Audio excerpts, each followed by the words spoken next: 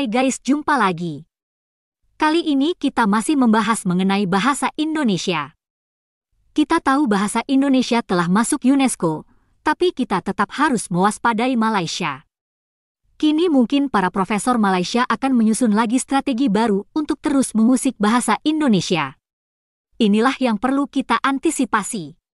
Bagaimanapun, kaum Melayu Malaysia terlanjur bermimpi bahwa bahasa Melayu mereka itu hebat dan mendunia. Tidaklah mudah menghilangkan mimpi yang indah atau halusinasi itu. Selama ini Malaysia telah menghabiskan banyak uang untuk membuat propaganda kemelayuan. Ketika ekonomi Malaysia sedang bagus, hal itu tentu tidak masalah. Tapi di saat ekonomi Malaysia menurun seperti sekarang, tentulah pemerintah melakukan penghematan. Boleh dikata, Malaysia sampai bangkrut hanya untuk mengusik bahasa Indonesia. Kaum Melayu Malaysia memang amat berambisi membawa bahasa Melayu ke panggung dunia, walau dalam realitasnya bahasa Melayu tidak bermartabat di Malaysia sendiri.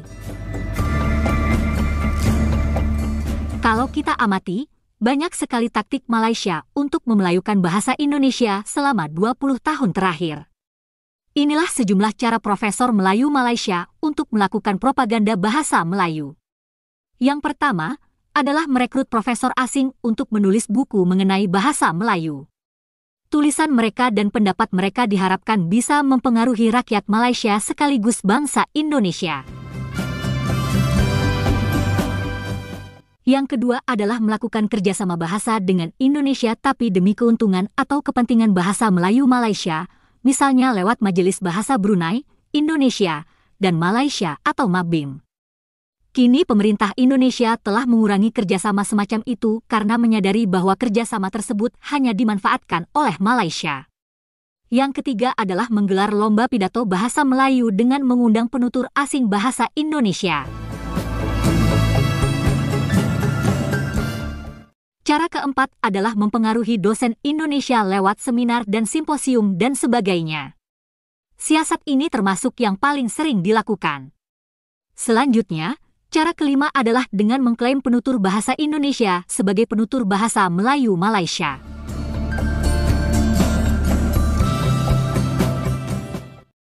Kita tidak akan membahas semuanya atau satu persatu, karena sebagian sudah sering kita bahas. Kami akan memberikan contoh saja dari sebagian cara tersebut.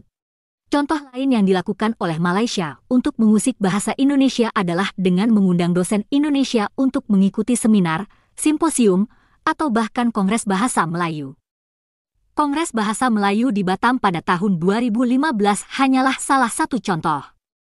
Kongres itu mengeluarkan rekomendasi untuk membawa bahasa Melayu ke panggung dunia. Selain itu, dalam beberapa tahun lalu, Malaysia juga mengundang sejumlah dosen dari Indonesia untuk menghadiri seminar di Jerman.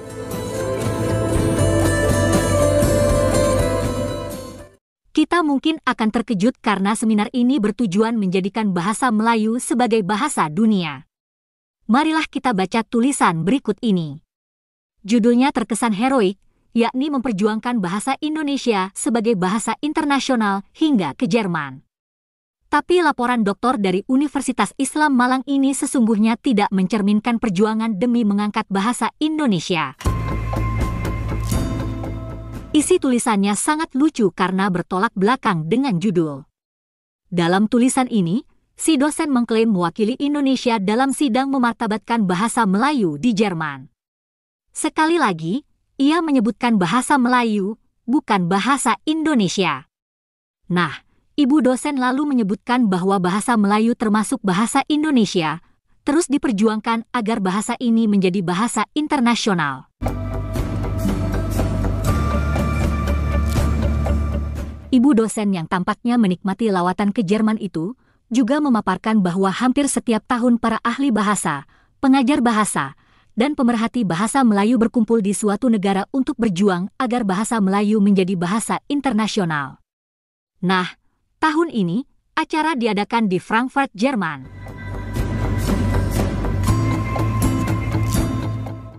Menurut ibu dosen, acara inti dari kegiatan di Jerman adalah mendiskusikan sekaligus memperjuangkan bahasa Melayu menjadi bahasa internasional. Ia juga menjelaskan bahwa kegiatan tahunan ini dipelopori oleh Universitas Pendidikan Sultan Idris Malaysia atau UPSI dan didukung oleh negara-negara pemakai bahasa Melayu khususnya di Asia Tenggara dan sekitarnya, serta negara-negara pengkaji dan pengembang bahasa Melayu di seluruh dunia. Kegiatan tersebut, menurut ibu dosen dari Malang itu, dibuka oleh Konsulat Jenderal Malaysia di Frankfurt dan ada sambutan dari pihak Goethe Universitat. Adapun pembicaranya antara lain Profesor Art Graf dari Goethe Universitat. Ia mempresentasikan makalah dengan judul Malay Linguistics and the Challenge. Presentasi berikutnya oleh Profesor Koh Yang Hun dari Hankook University of Foreign Studies, Seoul, yang banyak mengupas tentang pengajaran bahasa Melayu Indonesia di Korea.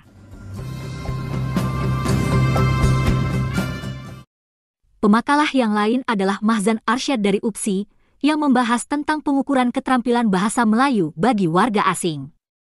Pada hari kedua, ada juga Datuk Awang Sarian yang saat itu menjadi Ketua Pengarah Dewan Bahasa dan Pustaka Malaysia.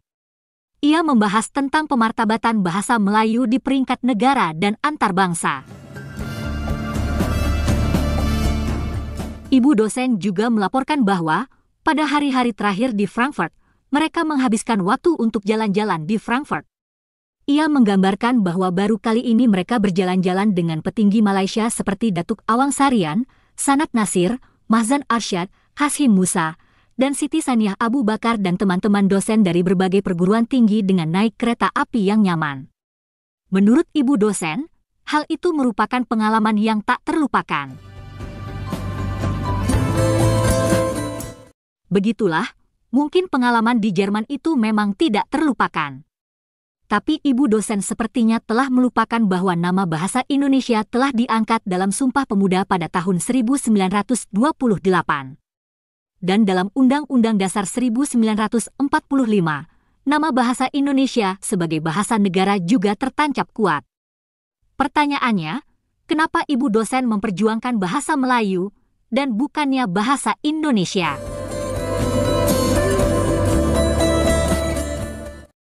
Kita tinggalkan dulu ibu dosen yang terlena hanya karena bisa jalan-jalan ke Jerman. Selanjutnya kita simak lagi penuturan Profesor Mahsun mengenai cara-cara Malaysia untuk memelayukan Indonesia, termasuk mengklaim bahasa Indonesia. Isu kemelayuan ini saya tangkap pada tahun 2013, sebelum penyelenggaraan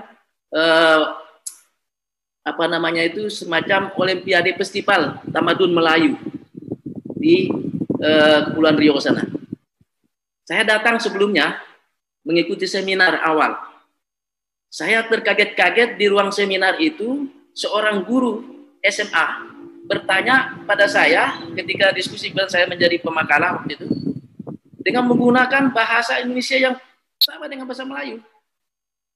Persis sekali dengan bahasa Melayu. Bukan bahasa Indonesia dari segi pelafalan, kemudian banyak kosakatanya, kosakata bahasa Melayu. Ya. Saya lalu saat itu mengumpulkan semua kepala balai yang ada yang ikut di acara itu. Ada 10 balai yang ada di Sumatera. Lalu mereka mengatakan pada saya yang memang ada upaya-upaya seperti itu.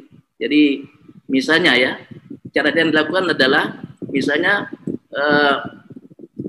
gencar gerakan Melayu ini. Ada misalnya konferensi Tamadun Melayu, lalu ada beasiswa yang ke Malaysia, lalu pemberian gelar adat pada pemerintah dan tokoh-tokoh lokal, itu pemberian naskah. Sangat laris naskah kita diburu oleh mereka dengan harga yang tinggi. Jadi banyak melepaskan naskah-naskah kita yang disimpan hati-hati oleh rakyat setempat ya. Lalu pemindahan Museum Karinci sana ke Singapura, ke Kuala Lumpur. Jadi ada persoalan di sini. Kita bersaing dengan negara yang kita kenal ya, Malaysia. Dan contoh sarjana yang menempuh pendidikan di Malaysia adalah ini, misalnya Abdul Qadir Ibrahim. Ini menarik. Beliau membuat buku Tanah Air Bahasa Indonesia. Apa yang menarik di sini? Ini pernyataannya yang sangat menarik ya. Di sini bahasa Melayu, bahasa Indonesia dianggap sebagai nama lain dari bahasa Melayu. sehingga oleh mereka tidak mau dianggap bahasa Melayu sebagai bahasa daerah. Padahal buat kita bahasa Melayu, ketika Indonesia merdeka, dengan keluarnya Undang-Undang Dasar 45, maka semua bahasa yang ada di Indonesia selain bahasa Indonesia dan bahasa asing adalah bahasa daerah, termasuk bahasa Melayu. Nah inilah hal-hal yang terjadi dengan isu kemelayuan misalnya. Sampai gerakan ini begitu banyak ya, termasuk dengan mengambil 62.000 kamus kita menjadi kamus Melayu Nusantara. Sudah bernama Melayu. Begitulah sejumlah gerilya yang biasa dilakukan oleh Malaysia untuk mengganggu Indonesia, terutama mengusik budaya dan bahasa Indonesia. Karena itu pula, berkali-kali Kepala Badan Bahasa Profesor Aminuddin Aziz menegaskan bahwa bahasa Indonesia berbeda dengan bahasa Melayu. Posisi bahasa Melayu di Indonesia pun sudah jelas, yakni sebagai bahasa daerah. Kini, kita harus tetap waspada terhadap cara-cara kotor yang mungkin akan terus dilakukan oleh para tokoh dan profesor Melayu Malaysia. Propaganda kemelayuan bisa saja akan marak lagi, terutama kalau Malaysia sedang banyak ringgit, sedang banyak duit, sehingga ada dana untuk melakukan propaganda kemelayuan. Terima kasih sudah menonton sajian kami. Sampai jumpa lagi.